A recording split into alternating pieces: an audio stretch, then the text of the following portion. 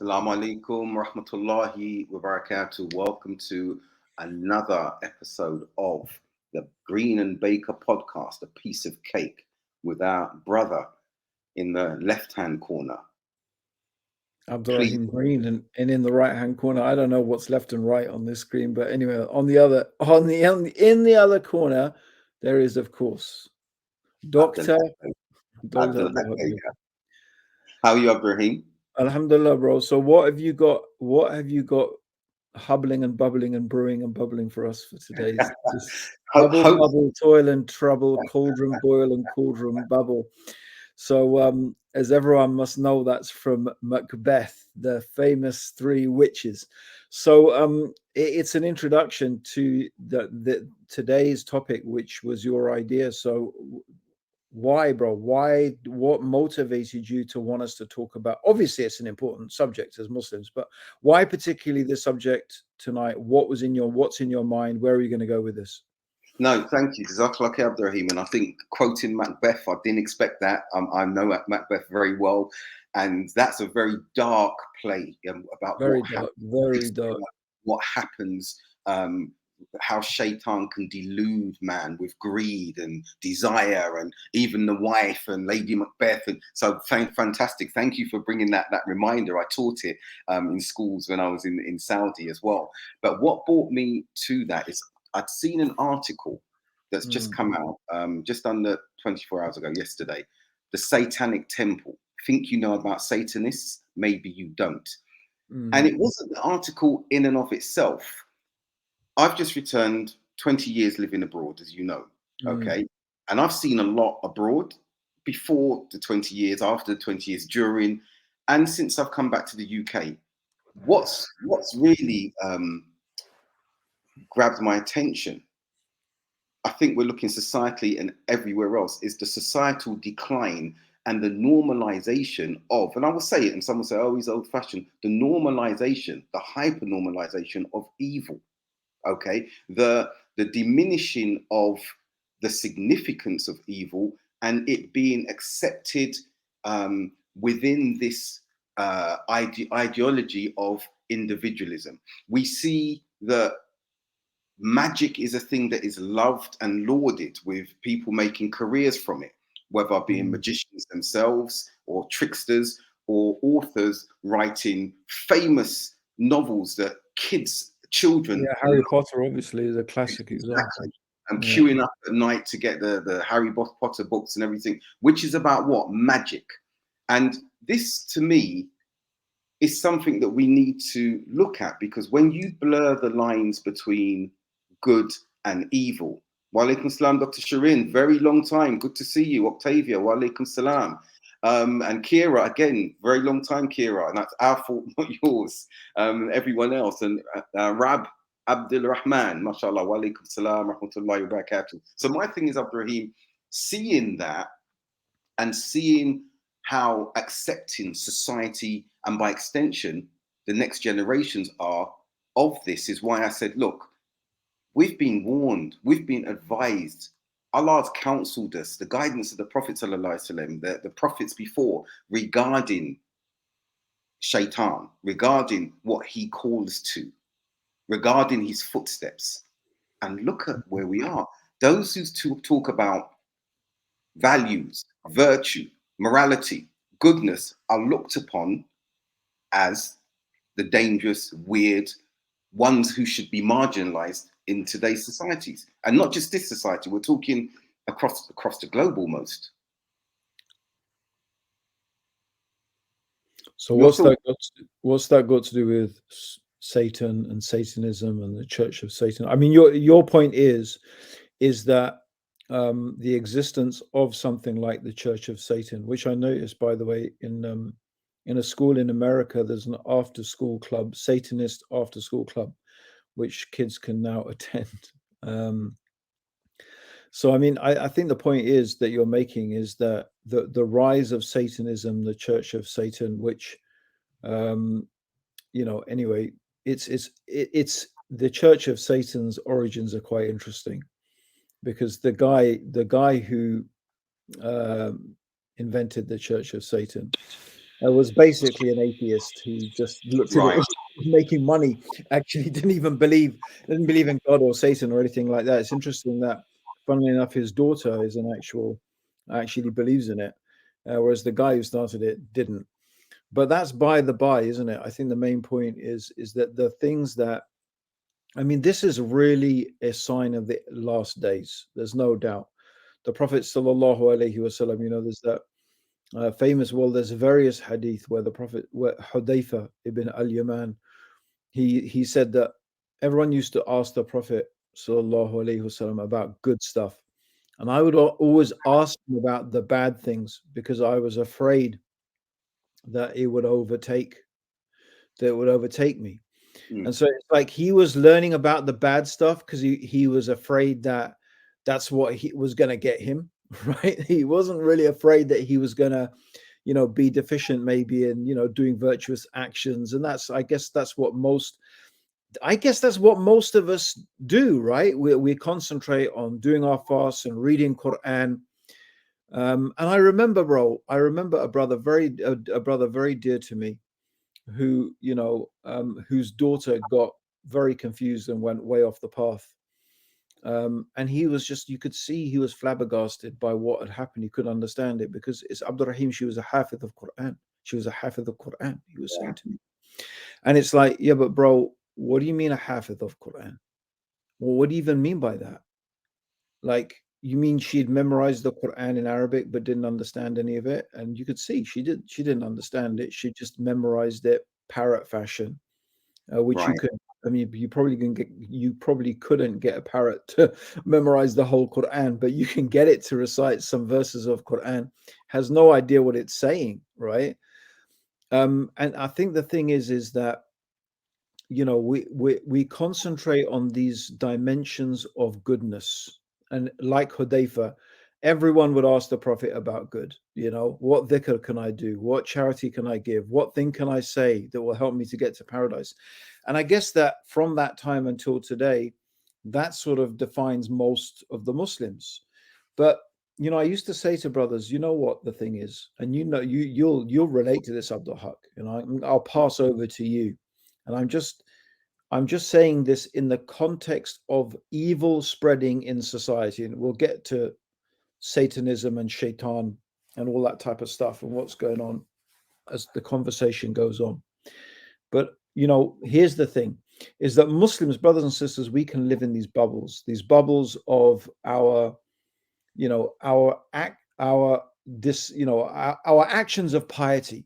We're doing good things. MashaAllah, the Muslims are doing amazing things. We're building masajid, we're, schools, giving huge amounts of money in charity to all over the world. The most generous people in this country in terms of charity are the Muslims by far.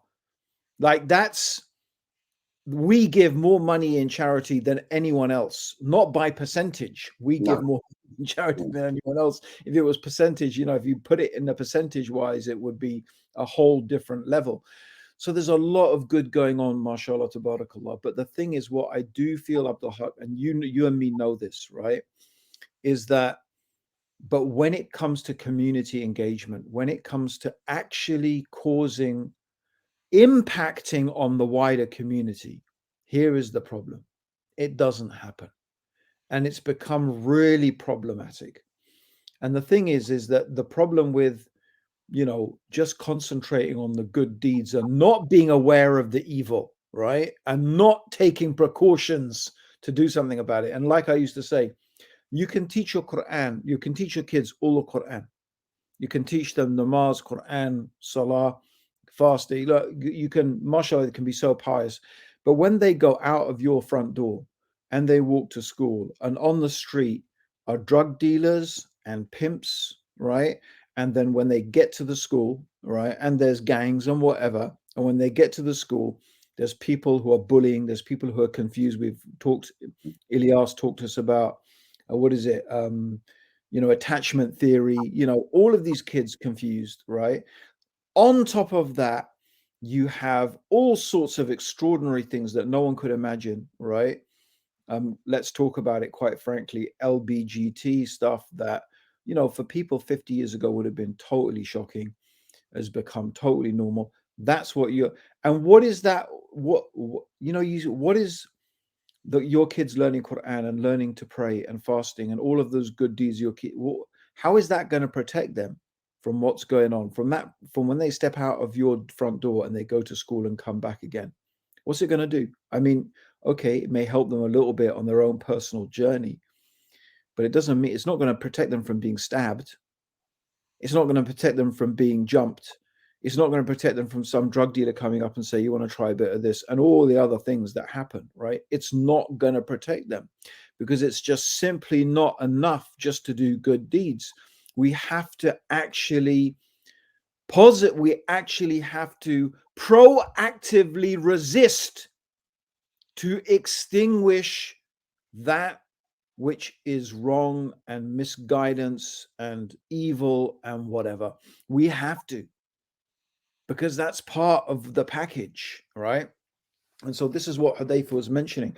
And he mentioned it, but how the Prophet mentioned about the deterioration of human beings, how we will deteriorate, how trustworthy. The first thing that will disappear is what? Is khushu', isn't it? Right. Khushu' in the prayer. The first thing that will disappear is the khushu', the attentiveness in the prayer, and how trustworthiness will disappear. Like, to the extent that you will be able to say, yeah, I know a trustworthy person in this. You can name the trustworthy people in a town like such and such place, right? And I think Hudayfa was even narrating this hadith and mentioning, and I've lived to see this. This is how it is now. I've lived to see it. This is in the times of the companions. How about now? And we know, Abdul Haqq, that the coming of a Dajjal will be preceded by years of deceit. And this is always really, it scares me because when the Prophet said the truthful will be considered liars, and the liars will be considered truthful. And Al-Ruwaybida will speak out. Who is Al-Ruwaybida? Every ignorant person who speaks about the public affairs. It is on such a big scale now. I mean, we're not talking about, it's almost as if no one, Abdul Haqq, is shielded from this, brothers and sisters. No one. Like, it is so confusing to even be able to begin to decipher who is speaking the truth, who is lying, who is saying the right things, who is saying the wrong things. And it's so widespread. It's not just confined to the non-Muslim lands, not at all. No. Right? It's all pervasive now, right? The deception is so far gone. And there's no doubt, we don't, when everyone talks about the Freemasons and the Illuminati, and, I'm not, at the end of the day, whether these secret societies are real or not is not the main important thing. That's right. Right. And I'm sure that there are things like that and worse. How big they are, how it's very difficult to know because they're secret societies. Like, by the nature, they're secret. What you're going to know is limited. And if they're that clever and brilliant, how do you know that the things that you think you know is not just misinformation that they're feeding you to control you and make you more afraid? I mean, there's no end to it, right? But one thing we do know 100% is, number one, at the top of it all is Shaitan. Shaitan is there at the top, and he is plotting and planning, and he has been ever since he got our father and our mother out of paradise to eat from the tree and to disobey Allah subhanahu wa ta'ala. And he's our sworn enemy. He is our sworn enemy. Right. Well, you asked us to scroll this ayah. It's going to keep scrolling through it the whole talk. Why don't you take us through it and tell us why this ayah? Look, it's starting here. Why don't you read it out, bro? And then Satan said, being defended, I will certainly mislead them and delude them with empty hopes. Also, I will order them, and they will slit the ears of cattle and alter Allah's creation. And whoever takes Satan as a guardian instead of Allah has certainly suffered a tremendous loss. So, and this is fourth chapter, Surah An-Nisa, verse ayat 119. And again, this ayat, you know what, Abdurraheem? We've read this ayat, you may be Muslims a few decades, 33 years with me, I think slightly longer with you. I've never seen the reality of this verse as much as I've seen it in the age that we're living in now. I think it's very, very clear. The slitting ears of cattle is the way that the tafsir says it's the way that the cattle will be used and used to worship, to commit shirk with Allah. Okay. Iblis saying at the time of being cast out by Allah, saying that he's going to order mankind to alter the creation of Allah. This is very, very clear in itself.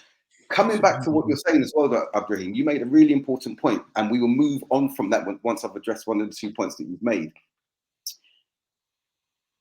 The goodness and the virtue, the way you put it, I've not heard it put like that before. Jazakallah khair. And we do have to look at the hadith of Hudayfa bin Yaman. It doesn't mean automatically that we dive into evil. But if we're doing good and we're learning the dua to protect ourselves, which we'll talk about towards the end, from various things, what are we protecting ourselves from if we don't know what evil is?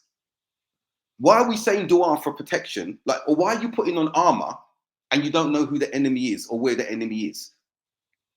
Do you understand what I'm saying? So that's a very important perspective to really look at. And also, as you've rightly alluded to, we are a balanced, a middle nation, ummatun wasat. And it is an obligation to enjoying the good and forbid the evil. And as we mentioned previously, there are levels to that. And whilst we can't necessarily change it with our hands due to the society that we're living in, we can speak, we can write about it. If that causes us harm or risk, then at least hate it in our hearts. And in hating it in our hearts, Abdurraheem, it doesn't mean, this is my understanding, it doesn't mean that we just sit at home and, okay, I've hated it in my heart. That's the minimum, bro. Hating it in your heart is the minimum. But even with that minimum, hating it in our hearts, we can still go about and try and effect change because of the evil, the drug dealers that we're seeing in the street, everything like this. We can still effect change of those around us. And I'll give you an example. I've just been reading, again, I'll go back to Mustafa Briggs' book, Beyond Bilal. And he was mentioning how some of the slaves were forced in their conversion towards Christianity. But upon their death, their writings in Arabic were found by their former masters. And it was Quran and it was Hadith. And they'd been teaching their colleagues about their lost faith.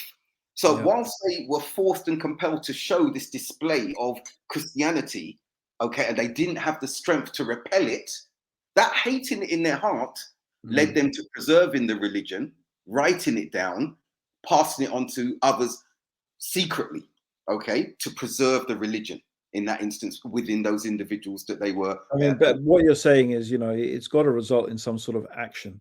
But bro, let's go back to this. We've had a few good comments here. So I just wanted to reply to something to our brother Rodriguez said. The UK is not quite the same. Yeah. It's not quite the same here in the UK. Generally, yes, in the UK, you have freedom of religion. If you want to be a Satanist or a Druid or whatever, no one's going to really stop you. But it is not on the same level as in the US, where freedom of religion is a constitution. We don't have a constitution, in the UK, right? So I even don't know if we still have blasphemy laws. We may actually still have some blasphemy laws. I think they got rid of them, but for a long time, until very recently, we had blasphemy laws, and there was a whole thing going on as to whether Salman Rushdie should be done under them, but then Islam wasn't included in these laws. Clearly, it was a Christian thing. So until very recently, we've had laws against blasphemy. So although people, on one hand, society may accept it, I don't know about there's certainly not the same level of technical and legal protection that, say, for example, you would have in the United States of America, except the broad, UN, human rights to freedom of religion. I mean, where does this is a big discussion anyway. What does freedom of religion mean? Can anyone just invent a religion? The Church of the Jedi, for example, or, the Church of the Holy Weed, or whatever religion you want to come along and invent and then say, I have a religion, it has to be respected, and my religious freedom has to be, tolerated. It clearly doesn't necessarily mean that. And the Church of Satan is not a bona fide established religion. It's it's new. It's a new religion. So I think so Paul, it's not the same here in the UK, definitely. But we had a list of things, bro, that people were putting up about Right. changing the creation of Allah, which I thought, look, transgenders, genetic engineering, cosmetic surgery. We had some other things. GMO foods were mentioned. How about adding to that geoengineering, right? Engineering climate change. That is messing around with the creation of Allah, right? You know, spraying chemicals in the air to reflect the sunlight that happen also to be extremely toxic for human beings, genetically modified. Recently, by the way, brothers and sisters, you all need to know this. This is extremely worrying. And I believe it's worrying from the point of view of you know, the plan of Shaitan and what we know about what Shaitan does.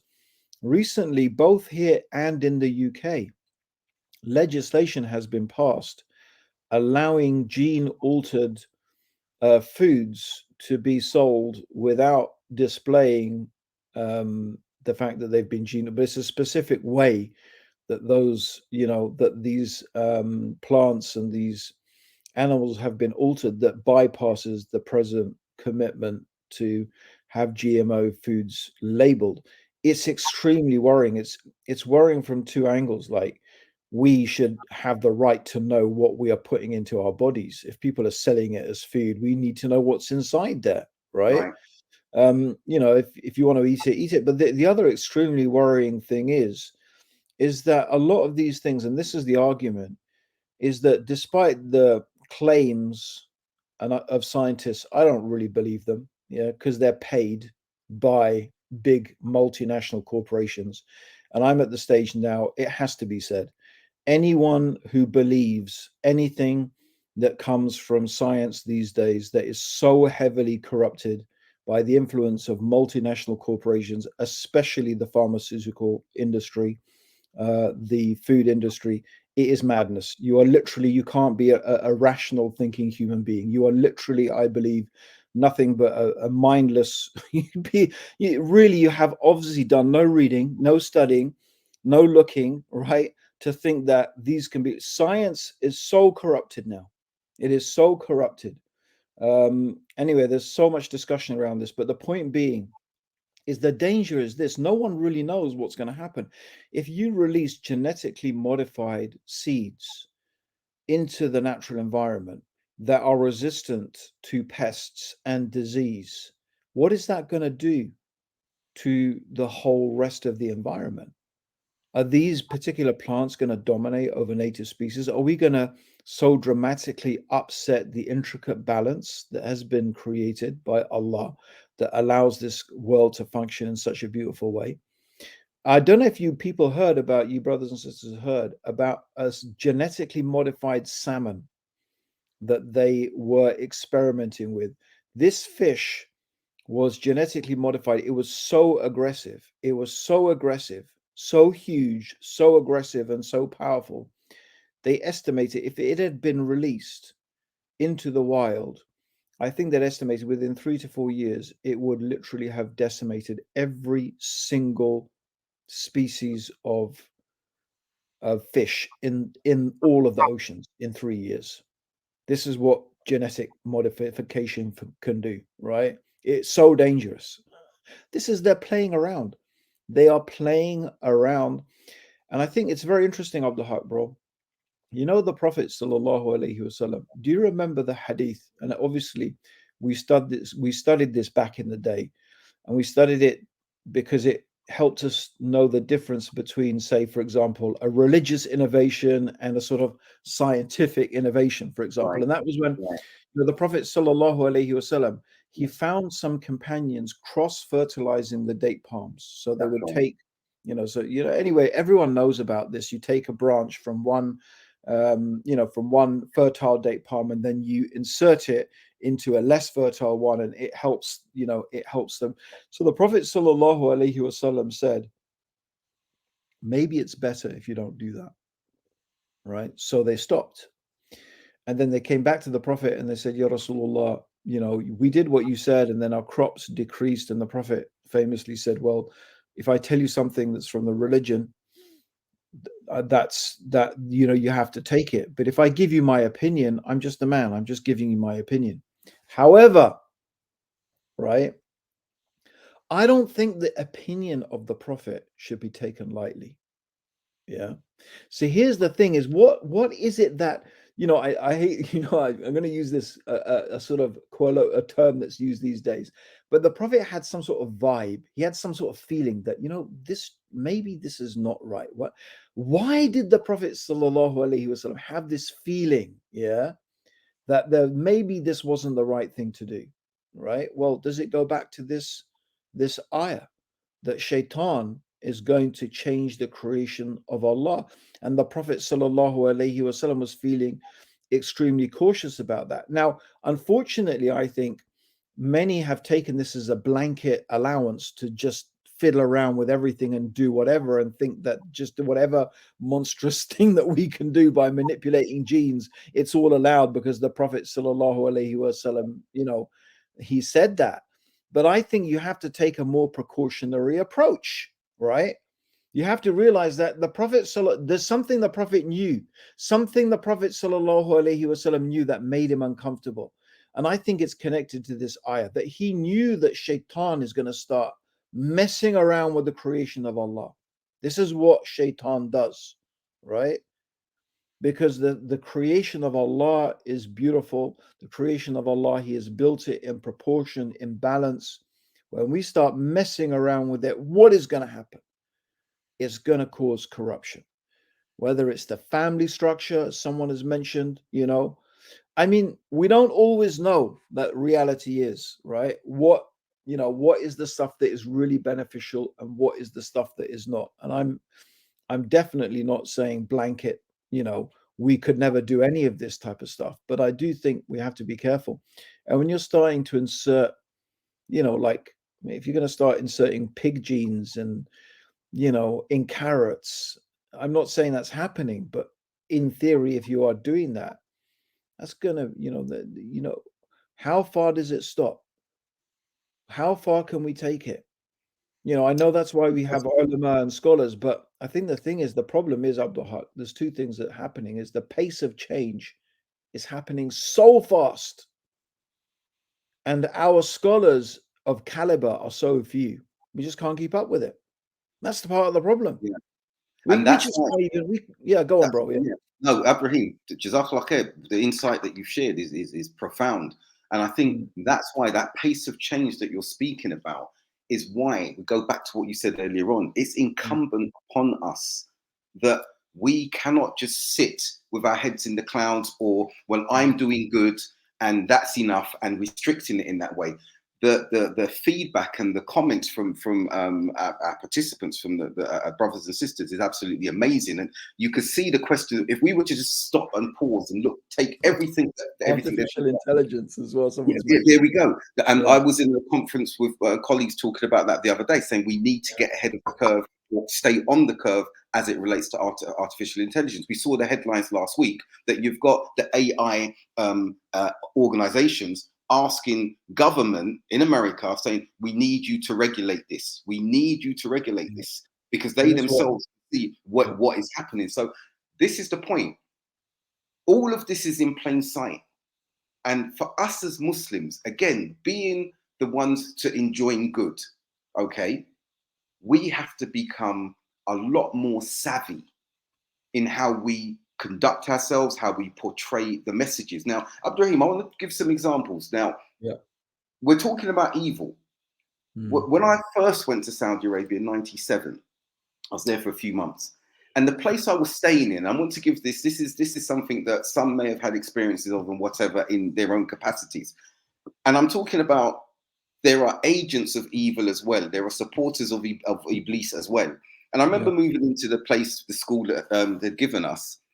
And when I moved in, I thought, there's a really strange vibe here. I was with my wife and 3 of my children. I had to lock off one of the and stuff like that. And I was thinking, this is not right. So when I went to school, I said, you've got to move me. You know this is not where I've come from. But what used to happen every night for months that I was in the first place, I'd hear talking in my hallway, okay, within my apartment. And I would go out thinking, someone had been knocking on the door, and I was like, who is it and whatever? No one there. And there were voices. Then I thought maybe it's the Egyptian neighbors who attend the school as well. It wasn't them.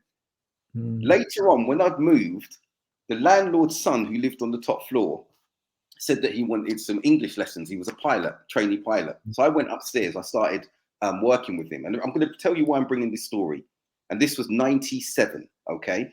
And as we got talking, got to know him a little bit more, and he said to me, I used to call upon the jinn, okay? And I looked at him, I was like, and I was teaching him Robinson Crusoe. That was the book I had. I was going through to teach him English. His English was good. And so he said to me, I used to call upon the jinn. And I was like, okay. And he wanted to share it with me. Now, he showed, and I'm not going to explain on describe what he told me he had to do to call upon the jinn, but it was what epitomizes evil. Okay, what he described to me, what you have to do. The book that he used was banned from Saudi Arabia and everything. But the reason he's practicing by this time, but what he showed me was a lesson of how Iblis works, okay? Yeah. If we are not protecting ourselves.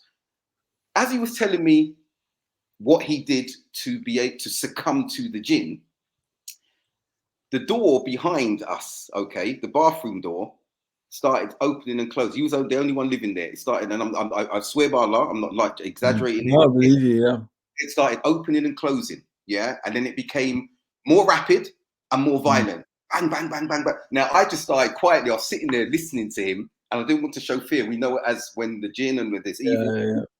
So I was reciting Ayatul Kursi, and he said to me, "I better stop now. You can see one of them has returned." Okay, and by this time, Abdurraheem, the door was banging and shutting very faster than you and me could ever open a slammer door. Okay, I asked him. I said to him, "So." We left it on that occasion. When I came back the next occasion, I said, so can you tell me, are there jinn in the rest of this building? And he said, I said, and I told him my experience living the floor below. And he said, yes, I used to have discussions with 9 jinn that were some of them were monks and some of them were nuns. And I said, you used to have discussions? He said, yes. You said on the floor below? I said, yes. He said, I used to have discussions about Islam, trying to convert them to Islam. So I said, so that's what was happening downstairs? He said, yes. And it sent a shiver down my spine. Alhamdulillah, I wasn't living there anymore. So I asked him, what made you stop? I said, what made you stop doing this? He said, when I was in Bournemouth, I used to entertain my non-Muslim friends because he was in the English school in Bournemouth. And he would call upon the jinn to do particular things and they would do it. And he said, and one day, once my friends had gone and he was going home, the jinn wouldn't leave him alone. There's like, they wanted to do more. They were doing all sorts, and he couldn't control them. When he came back to Saudi now, he's thinking, okay, I'm going to stop this. One of his friends said, no, Saudi friends, show me how to do it and everything. So he taught him. What actually happened, his friend called him screaming down the phone. And he said, please tell me how to stop this. He said, when he got there, the picture that was on the television of his mum was defaced, the eyes hanging and everything like that. The taps he couldn't turn off. They were boiling hot water, just blasting. So he realized now, I said, well, to explain, he goes, the only way I could come back to what I was upon was to come back to Tawheed. The only thing that I could do was come back to my deen. And he stayed on it really, really firmly. So when that banging started happening there, he just started reciting the Ayatul Kursi, making dua. He wasn't fazed by it whatsoever. Why am I bringing this story now? This happened in Saudi. This was a Saudi who had been raised, lived in the society that he'd lived for so long. And the barrier and the doorway between Shaitan affecting us with his army, with his entourage, with the jinn, okay, is so close to us that we are just walking blindly, ignoring what we need to be doing, not only from the spiritual protection, but from the practical protection, okay, from the practical protection. And all of these things that we're talking about now on what is taking place in society started from these initial steps. Remember, we see it in Surah Jinn. Surah Jinn, the jinn said they used to be afraid of man, okay? And so they saw man traveling the valleys looking for them to petition them. And then they took over and dominated and basically not enslaved man, but made man subservient to what they wanted to do instead of the other way around. So Abdurraheem, Mm. Some hear this story and like, oh, scary stories, the jinn and everything like that. We as Muslims, no, that's not our stance. We shouldn't be like that. Yes, Yeah. there are frightening I situations mean, that yeah, happen. it was always one of those things back in the days that I haven't done a lot of that recently, but there was always a thing that you'd sit down and tell jinn stories, and it's well known, certainly in the Pakistani community, that everyone would have jinn stories. Everyone would have these, jinn stories. And what would And they do about it? This is the thing. What are we doing about it? Because it's gone into the public realm now that these things that we are seeing, yeah, as you said before, society would have frowned upon it. We would have fought it. But even when we're being complacent at this stage, mm, Muslims are being complacent. Muslims are delving into these things in these on these occasions. We're ignoring. We're told in the Quran about levels of darkness, zulumat. Abdurraheem, when we were in our jahiliyyah, we traversed various levels. You may have gone deeper than me, I may have gone deeper than you. And those levels, they're plural, zulumat is plural, and they go very, very, very far. But Allah yeah. I guided mean, you and to others be to honest, the Roy, I middle. was looking just before we started this podcast. I was actually looking in my library to see if I could find a book, which I still have the book somewhere, which I was studying before I became Muslim, called The Magical Arts. In fact, I SubhanAllah. have a few books on magic here in my library, which I had from the time from before I became Muslim. So, in my journey, in fact, here's something really interesting. It was this book, The Magical Arts, where I found the closest representation of Tawheed from all the stuff that I had read, right? And why, right? Why? Because it was talking about the Kabbalah, which is obviously the Jewish book of magic, right? So there's a whole tradition of practicing magic in Judaism, or I would say sects, sects of Judaism, not Judaism, the whole of Judaism. But there is this book, the Kabbalah, which is a famous book of magic. I don't want to go into the whole, ins and outs of it, but obviously we have a hint in the Quran about it because they say that this is a knowledge that they got from Suleiman. But Allah says in the Quran, the Suleiman did not disbelieve. He was not a disbeliever. Because, by the way, just to make clear to everybody listening, the position of Islam concerning magic, if you're not a Muslim, is that magic is real. Shaitan is real. He is a jinn, like a spirit, a spiritual creature. The jinns are a type of spiritual, what you probably know as demons or spirits. Shaitan is not a fallen angel. We don't believe that. We believe that the devil is one of these spirits or one of these demons, and they can be good and they can be bad. By the way, you can have Muslim jinn, you can have believing jinn, as Abdul Haqq mentioned, monks and nuns who are jinn. They have different religions, just like we do. And the thing they share with us is free will, in the sense that they can choose whether to worship God or not. They can choose whether to believe or disbelieve. Animals don't have that choice. Animals obey the laws of God, whatever instinct God has put into them. But humans and jinns share this common ability to override this, that particular type of instinct. So that's the similarity we share with the jinn. So they have abilities and powers that we don't have. The jinn have capabilities. They can do things that we can't do. So anyway, Harut and Marut are two angels who brought down this knowledge, right? And this knowledge was actually brought down in Babylon. Okay, so in the times of Babylon, Harut and Marut. So when the Jews were in exile in Babylon, Harut and Marut brought this knowledge down, but they would not teach it to everybody, except they would warn them, do not disbelieve in Allah, do not make kufr. Now here's the interesting thing, bro. So this is magic. Magic is real. And the way that magic is done is by getting the help of the evil jinn. There's actually different types of magic. There's different formulations of magic. There's different, some of it is psychological manipulation, spiritual manipulation, right? And some of it is, actually getting the jinn to help you, the shayateen, the devils, the evil jinn to help you. And you do that a person would do that by usually there are all, like you said, Abdul Haqq, there's whole books on this stuff. People do it by usually doing horrific acts. Mhm.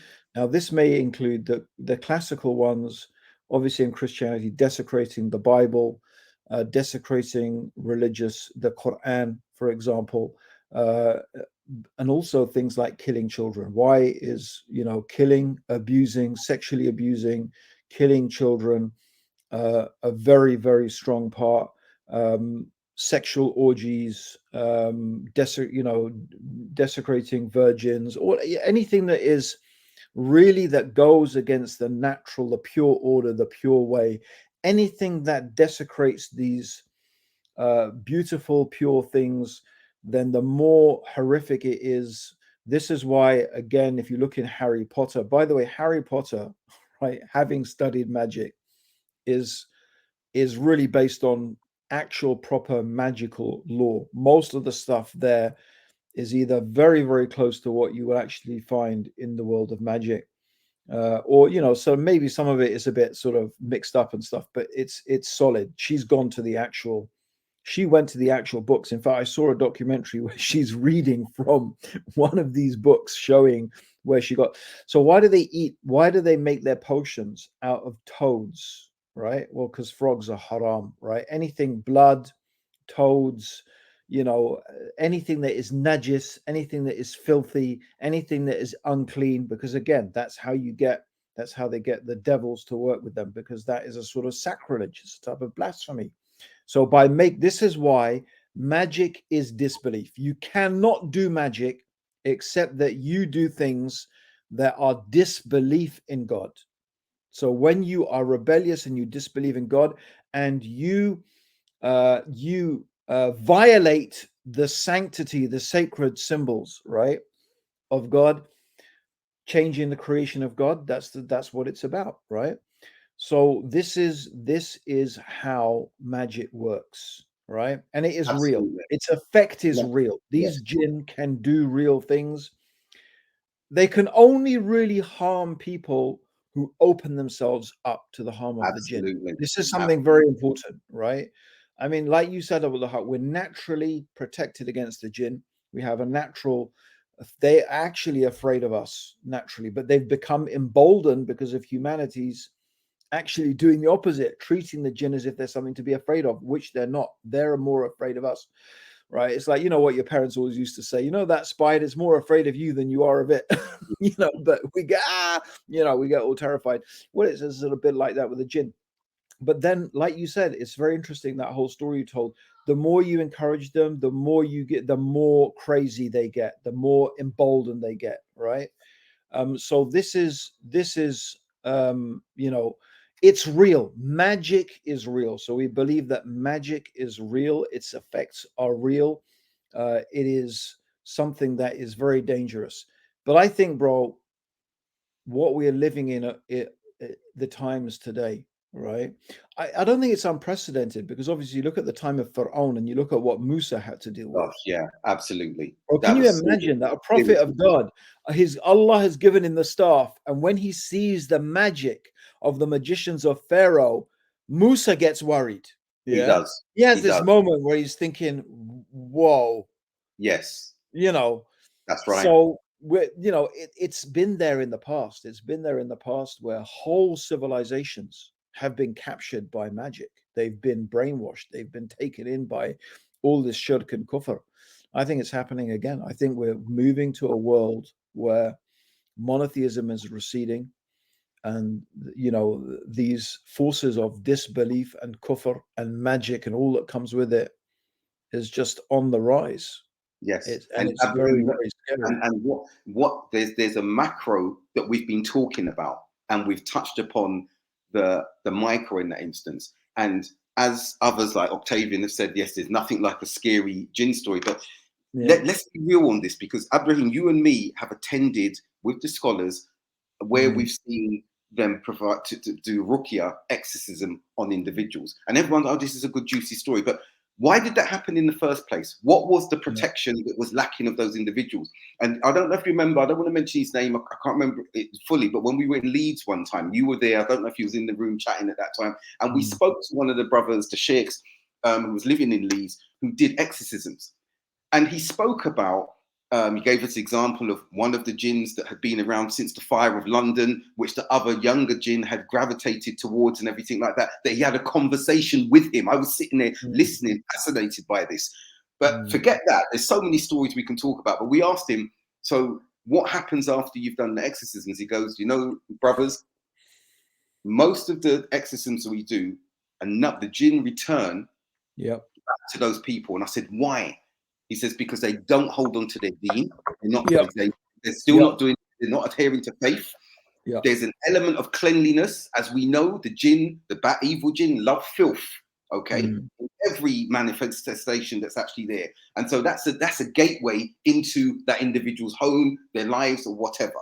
Okay, and them being neglectful of what they're ingesting spiritually and everything else. So when we're sitting aimlessly watching social media and watching all sorts of algorithms that are taking us in a particular direction to the point we become numb. Okay, I will certainly mislead them and delude them with empty hopes. Exactly. So we're sitting there, and where there's an empty vessel, it will be filled. Okay, and if you're not filling it with the Tawheed worship, focus upon Allah, enjoying good in your immediate sphere, okay, then dawah is going to be done to you. If you're not giving dawah by your example, then you are going to be a recipient. You will be a recipient of dawah, and that recipient of dawah, if it's not Islam, okay, is going to be something else. We've seen young ladies come off the deen. Okay, they've been, as you said, they've been, I think, deflowered in particular ways. I saw non-Muslims coming to Saudi who some worked for me, and I managed to terminate them subtly as I had to, saying that they came to this land because they knew many of the women at the time, inshallah the same now, were virgins. And they knew, as non-Muslim, white, whatever, coming with their charm, even black guys coming with that gangster swagger and everything like that. And they were non-Muslims, remember, coming there for a particular reason, with a culture, with an ideology. So there are avenues, there are agents towards what evil is prevalent in society. It didn't just start like that, as you've rightly mentioned. So I think now, on a macro level, we've alluded to, discussed, and touched upon many aspects that are taking place that were not present 3, 4, 5 decades ago, Abdurraheem. And there would have been resistance to that. But let's look at what's taken place societally. There's been that diminishing of moral value. That centrality of morality continues to be eroded to now where everything and anything goes, and we are all accepting of it. That's why it's in plain sight. It's in plain sight. We have the hadith that we will follow the other faiths handspan by handspan, that if an individual from one of those faiths was making love to his mother in public, that we would follow that. Look at what we are seeing openly, societally now. We are told about being dressed but naked, okay? Being dressed but naked. We're told about, even when we're talking about the Muslim woman attire wearing hijab, the humps, like the bacterian camels of a particular region, is how their hijabs will be shaped. The Prophet ﷺ didn't say any of this in jest, Abdurraheem. And the point of the matter is now, as you said, know what, bro? Sorry to, it's just that, what you were saying has really just made me think about something. And it's a sort of like, the scholars, right? Sometimes we think, oh, you're just overboard. It's like, I think about things like, playing cards, right? Cards and dice. Let's take two things, cards and dice, right? Now, it's interesting that many scholars, have warned against these things. Now, the interesting thing is that, because they distract, they waste your time and they take you away from Allah. But it really is something to think about, that you have to realize that some of these things have very deep origins in magic.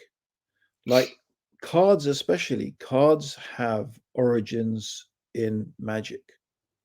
Playing cards have origins in magic. Yeah. Many things have their origins, and we take it lightly. Halloween, we find many, of the new, the, I don't know what to call them, how to call it, the new young scholars in the West, whatever, I don't know what they're ever, and I know they're struggling with difficult issues. They're struggling to, make things relevant. Look, it's a struggle. The struggle is real. You're living in America or wherever it is. Let's say America. I mean, Halloween's not a huge thing in England, but it definitely is huge in America, right? So what do you do? How do you navigate this? But this whole thing, oh, Halloween's just a secular thing, right? It's not even, no one connects it with religion. Come on, what are you talking about? You dress Exactly. as skeletons and monsters, and you have pumpkins, and you cut their face with scary faces, and its roots are deeply, even the time of year where it takes place is all connected to the seasons, to naturalism, to a whole spiritual tradition that Right. goes back to a time when the world was imbued with magic and the practice of magic. It's connected to paganism. Now, we take these things very, very lightly, but, maybe individually, just on its own, it might be nothing, but it's not individually on its own, is it? It's not just on its own, because like you said, there's all these films and these movies and Harry Potter and vampirism and a whole range of stuff. But actually, bro, the rabbit hole goes really deep. If It I does. actually started to talk about some of the stuff that I haven't talked about it. There's a brother, Abu Zakaria. It's really worth everyone who's interested in this topic checking out his YouTube channel, right? Because he goes into this whole topic of magic and the jinn, and in a sort of very historical, sort of quite academic way.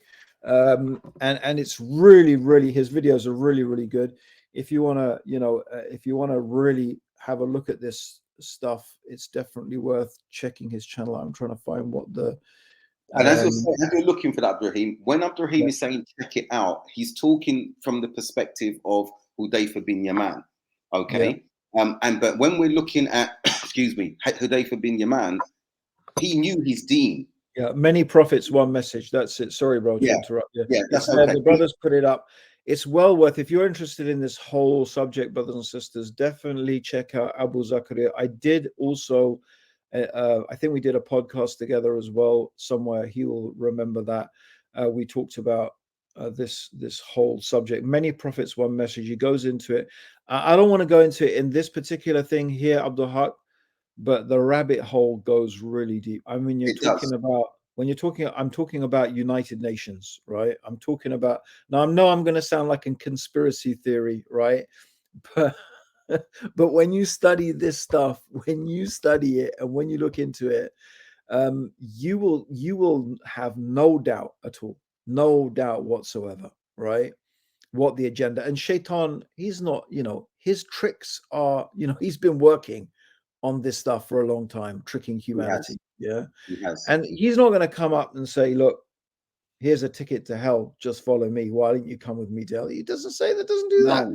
He puts the poison in the honey, bro. He's going to make this nice thing that looks so sweet and so nice. And inside that is going to be the poison. You have to be very smart and clever and switched on and to understand what is going on. But I don't want to get into that stuff. Check out the channel. Sorry, bro, to interrupt you. Go No, go that's back. okay. As we're not, Yeah. and Jazakallah khair, Muhit, for sharing the channel. But again, I want to re-emphasize what Abdurraheem has said from the outset. Many like to go into this and, oh, this is like spooky and everything like that. What's the condition of your deen when you're looking at this? How do you know that you're not going to be sucked into that rabbit hole that Abdurraheem is speaking about if your own deen is not able to withstand some of the very basic things that are now in plain sight? And do we know the traps of Iblis? Okay, we need to look at that. That Ibn al-Qayyim wrote an excellent treatise on this, and in the summary was talking about the traps of Iblis. The first one being that if Iblis tries to move you to commit shirk, okay, and if he's unable to move you from committing shirk, he moves you to the next stage, the lesser stage, which is to commit major sins. But to If commit you are bid'ah, one, why? Because bid'ah is what leads to shirk. It's that gonna, yourself, bid'ah. Bid'ah's the yeah. next one. So then And you after never bid'ah, think of repenting from bid'ah because you don't you're doing repent from something. bid'ah because you think you're doing a Yeah, good deed. Exactly. yeah, Just like Abdurraheem for the reminder. yeah. Then is the major sin, and if you're Mm. not committing the major sin, Shaitan will move you to the next level of committing minor sins. It doesn't give up. Yeah, And he doesn't give up. Then he moves you to a point of where you've got, and this is how subtle it gets when you're doing the mandub, the mubah, and you may feel, well, I'm not doing anything wrong in that particular instance, okay? And he will keep working on you until he succeeds, even with regards to good deeds. yeah, You're doing a good deed, and he then entices you to say the lesser good deed, which is easier for you to yeah, do, stick with that. yeah, Stick with that. So you're a doer of good. You're yeah. doing all this stuff. He But says, less good than you could be. Yeah, yeah, yeah, that's leave that good deed for this minor good deed. It's still a yeah. good deed, and then stay with that good deed. Most To the people, bro, most people on that level, they don't know what's going on. They're not grasping it. exactly. And this is where a good grasp of Allah's guidance of the Sharia really helps, right? Yes, That's why you study things like what deeds have more virtue than others, right? Because it's that is absolutely one of the way that Shaitan will get you.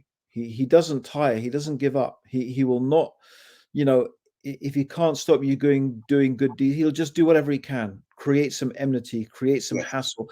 Bro, one thing I wanted, this is so important, right? So important. And I think maybe we should end on this. Yeah.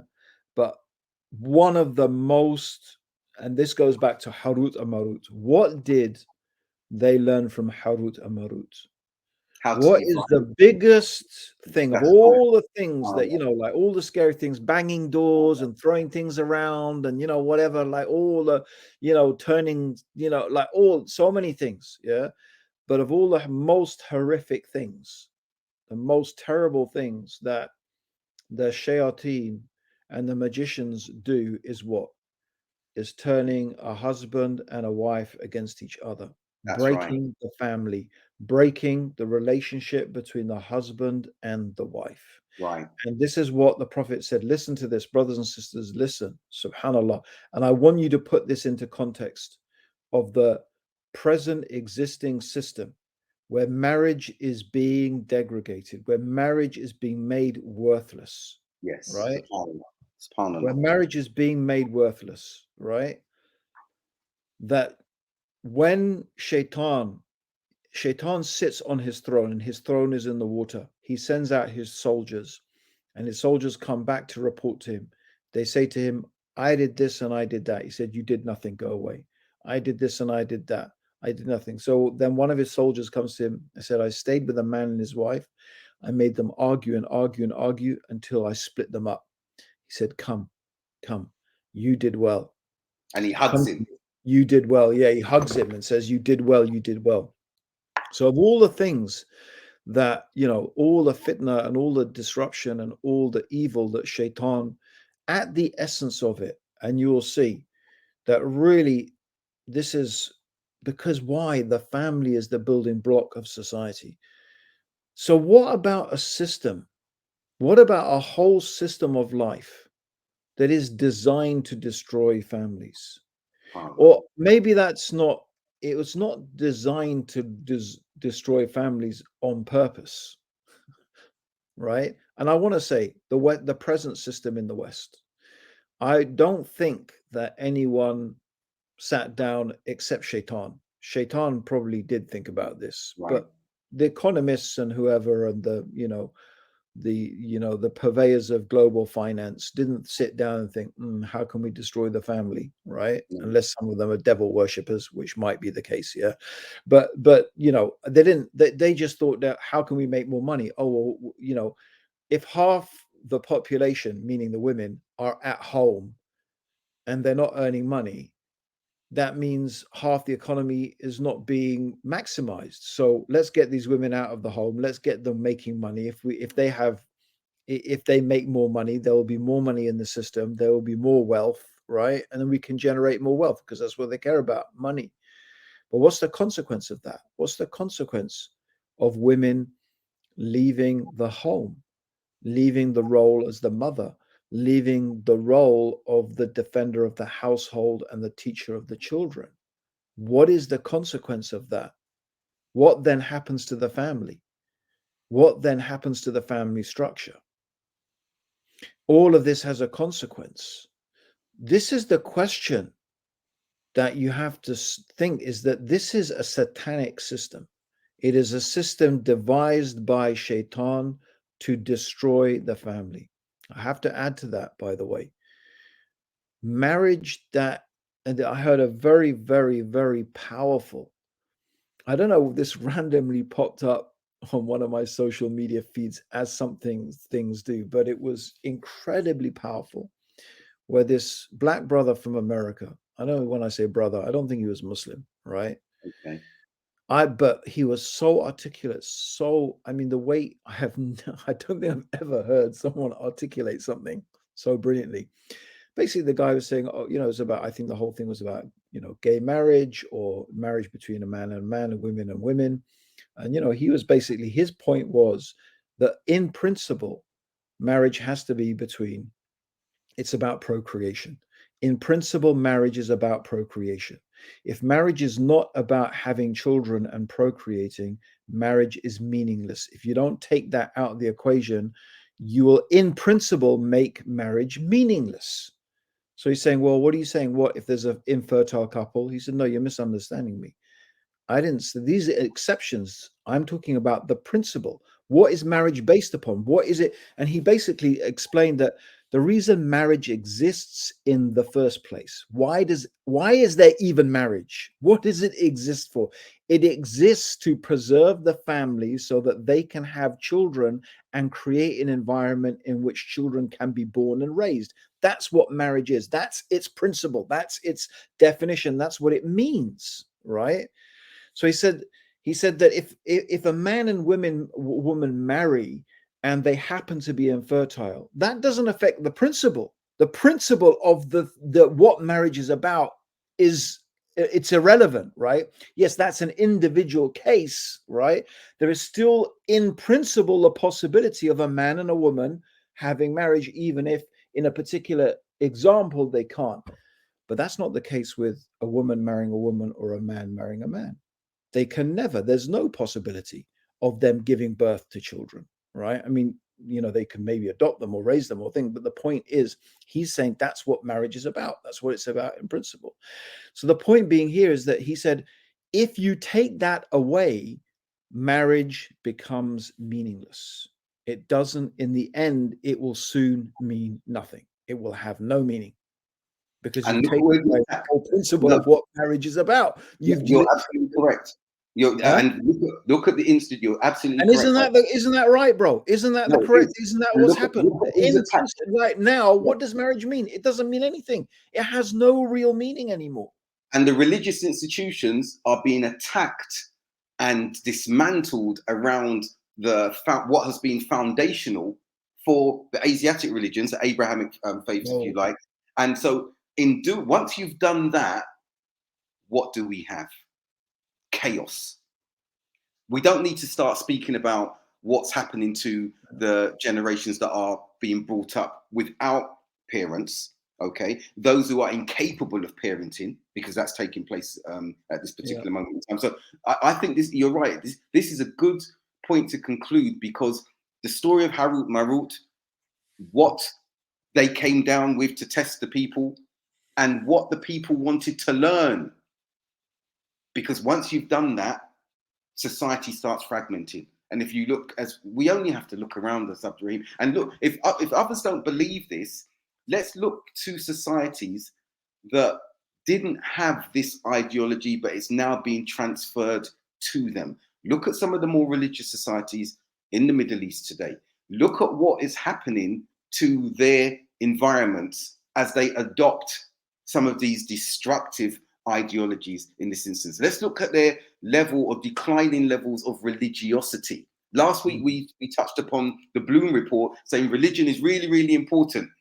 But is that to manage it and to keep it in a compartmentalized? Like we saw, as your history lessons will tell you, when the society became secular and it marginalized religion and said religion has to stay where it is, that was the beginning of what we are talking about and where we have arrived at today. It may not have been deliberate and willful, as you said, but there were those who took advantage and said, no, we will capitalize upon this, literally capitalize upon this. So let's conclude on that point, Abdurraheem. I think there's so much we could go into, but Satan hiding in plain sight. I think our viewers, what we've discussed, there's ample evidence of that occurring today on a macro and micro levels within our own families or around our own families. Definitely, bro. Jazakallah khair. It's been a pleasure as always. Likewise. Alhamdulillah. And hopefully we'll be back next week with another episode of A Piece of Cake. We won't say what we're going to be talking about. We'll keep it a surprise. But I think it's good like that, yeah. There's been a hint of what it might be. We have an idea. There's something we do want to talk about, but I need to do a bit more research about it. That's part of the problem. I haven't read up on it. So hopefully in the next week, I'm going to get to do that. And we'll have a very interesting discussion, inshallah, as we always do. Alhamdulillah. Jazakallah khair, Abdul Haqq. From me, Abdurraheem Green. Assalamu alaikum, everyone. Thank you very much for joining us. It's been a pleasure. And thank you for sharing your thoughts. And bro? And wa alaikum salam wa yak. Jazakallah khair from me. And likewise, the engagement with the audience, with the participants has been fantastic. Good seeing some of the older names there. And we look forward to speaking to you again. Not devil cake, that's right. Yeah. Not devil cake. Not pound cake, not devil cake. Just a piece of cake. Just a piece of cake. Assalamu alaikum wa rahmatullahi wa barakatuh. Wa alaikum salam.